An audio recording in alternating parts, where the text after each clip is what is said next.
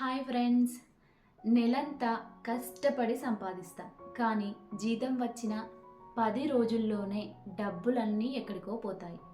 అసలు ఎక్కడికి పోతున్నాయో అని తల పట్టేసుకుంటాం. మనం చేసే తప్పు ఎక్కడుందో తెలుసా? మనం ఏం చేస్తాము? కేవలం నెలవారీ ఖర్చులకే బడ్జెట్ వేస్తాం, కానీ సంవత్సరానికి ఒకసారి వచ్చే పెద్ద ఖర్చులని మర్చిపోతాం. 2026లో మీరు అప్పులు చేయకుండా ఉండాలంటే ఈ మ్యాజికల్ బడ్జెట్ ప్లాన్ చూడండి.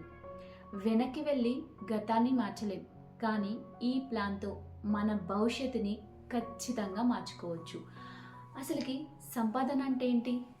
చాలామంది ఏమనుకుంటున్నారంటే, ఇప్పుడు మనకి నెల నెల జీతం వస్తుంది, ఆ జీతమే మన సంపాదన అనుకుంటున్నారు. కానీ అది కాదండి, అది చాలా పెద్ద తప్పు. మీకు వచ్చే జీతంలో ఖర్చులన్నీ పోగా మీ దగ్గర ఎంత మిగులుందో అదే మీ అసలైన సంపాదన. ఒకవేళ మీరు 1,00,000 రూపాయలు సంపాదించి 1,00,000 రూపాయలు ఖర్చు చేస్తే మీరు సంపాదించింది 0, 0. అందుకే పొదుపే అసలైన సంపాదన. ఇది కేవలం నా మాట కాదు, పెద్ద పెద్ద ఆర్థిక నిపుణులు కూడా చెప్తున్నారు. నేను సెర్చ్ చేశాను కాబట్టి దాన్ని బట్టి మీకు ఈ వీడియో అనేది షేర్ చేస్తున్నాను. మరి ఏం చేయాలి అని ఆలోచిస్తున్నారా? ఇప్పుడు చూడండి, వీడియోని స్కిప్ చేయకుండా చూడండి, మీకు చాలా బాగా యూజ్ అవుతుంది ఈ వీడియో. ఇప్పుడు నేను ఫర్ ఎగ్జాంపుల్ చెప్తాను. మీకు వచ్చే ఆదాయాన్ని ఒక 4 భాగాలుగా విభజించండి. అందులో మొదటి అందులో ఫస్ట్ది ఏంటంటే అవసరాలకి వాడండి. అంటే 40%, మీకు 100% మనీ వస్తే అందులో 40% రెంట్కి, పాలకి, కిరాణా షాపింగ్కి, కరెంటు బిల్లుకి, గ్యాస్కి, ఇవన్నిటికీ వాడండి. ఇవి మనకి ఖచ్చితంగా అవసరాలకి యూజ్ అవుతాయి కదా, అంటే మనము వీటిని స్కిప్ చేయలేమన్నమాట. అవసరాలు అని 40% పక్కన పెట్టండి. ఇంకా పొదుపు, దీన్ని 30 to 40 అలా చేసుకోండి. ఇది చాలా ముఖ్యమండి. అది ముందే మనము చిట్టీలకు కానీ, బంగారం కానీ, మ్యూచువల్ ఫండ్స్ కానీ మీరు సేవింగ్ చేసేసుకోండి ముందే. సో తర్వాత ఎమర్జెన్సీ ఫండ్, సడన్గా ఏదైనా అవసరం వస్తుంది, బైక్ రిపేరు, హాస్పిటల్ ఖర్చు, ఇలాంటివి మనం క్రెడిట్ కార్డు వాడకుండా ఈ డబ్బుని యూజ్ చేయాలి. ఇక నెక్స్ట్ కోరికలు 10%, సినిమాలు, షాపింగ్, రెస్టారెంట్లు, దీనికి ఒక గీత గీసుకోండి. పక్కింటి వాళ్ళు ఒక కొత్త ఫోన్ కొన్నారని మీరు కొనడం, ఇక మీ దగ్గర డబ్బులు లేకున్నా అప్పు చేసి కొనడం, ఇలాంటివి చేయకండి. సో ఇయర్ బడ్జెట్ అనేది ఎవ్వరూ ఆలోచించని ఖర్చులండి.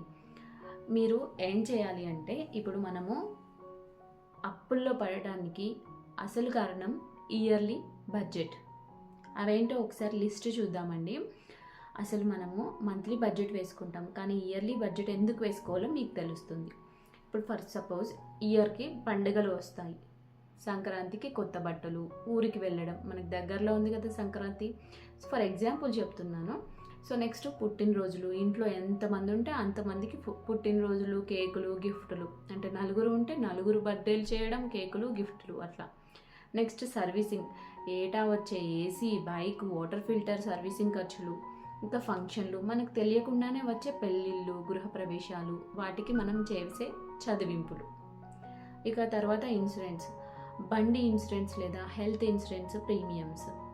సో వీటన్నిటికీ పరిష్కారం ఏంటి అంటే, ఈ ఖర్చులన్నీ కలిపి ఏడాదికి ఒక 24,000 అవుతాయి అనుకోండి. ఫర్ ఎగ్జాంపుల్ చెప్తున్నాను, మీరు నెలకు 2,000 చొప్పున పక్కన పెట్టండి.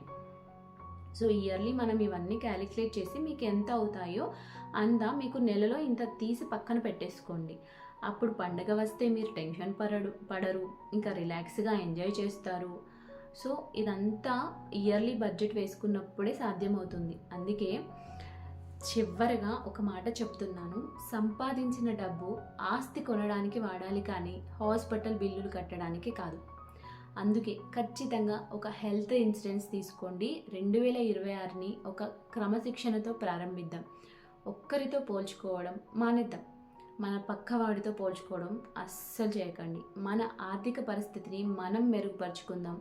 ఈ వీడియో మీకు కొంచెమైనా హెల్ప్ అవుతుందని అనిపిస్తే లైక్ చేసి మీ ఫ్రెండ్స్కి షేర్ చేయండి. మరిన్ని పొదుపు చిట్కాల కోసం మా ఛానల్ని సబ్స్క్రైబ్ చేసి ఫాలో అవ్వండి. Thank you.